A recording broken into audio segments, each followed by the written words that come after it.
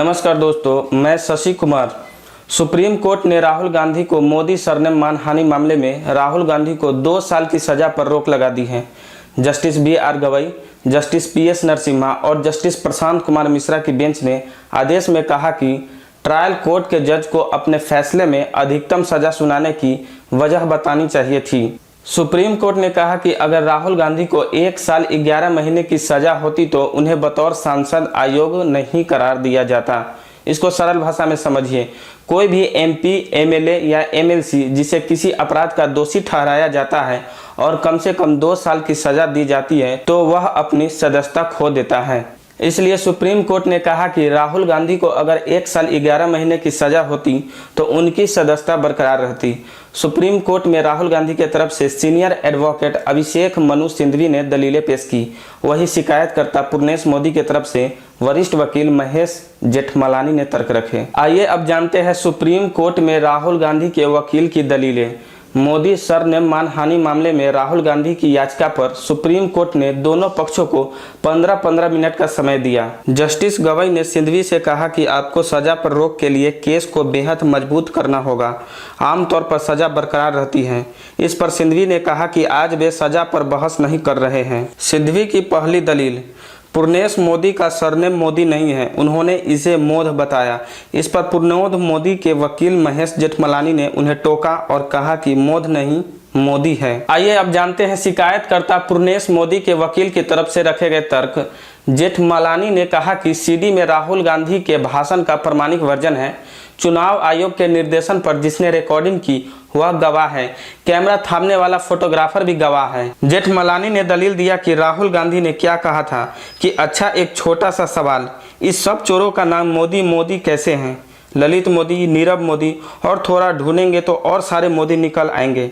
उनकी मंशा मोदी सरनेम वाले हर व्यक्ति का अपमान करना, क्योंकि प्रधानमंत्री का भी वही सरनेम है। इस पर जस्टिस गवई ने कहा कि कितने राजनेता याद रखते होंगे कि उन्होंने पिछली रैलियां में क्या कहा था।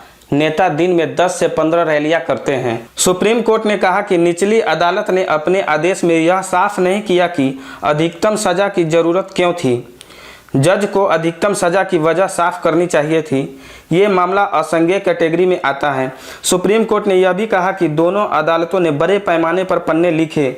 राहुल गांधी को अधिकतम सजा क्यों दी, इस पहलू पर विचार नहीं किया गया। कोर्ट के फैसले आने के बाद कांग्रेस के कई राजनेता ने अपनी अपनी प्रतिक्रिया दी। कांग्रेस सांसद इमरान प्रतापगढ़ी ने कोर्ट के फैसले पर कहा कि सच्चाई की जीत हुई, कोर्ट से हमें इंसाफ मिला। बीजेपी ने साजिश रची, सूरज को उदित होने से नहीं रोका जा सकता है, फिर चाहे कितने ही बादल हो। राजस्थान के पूर्व डिप्टी CM सचिन पायलट ने कहा कि सुप्रीम कोर्ट के इस आदेश से देश की न्यायिक प्रणाली में लोगों की आस्था और बढ़ी है।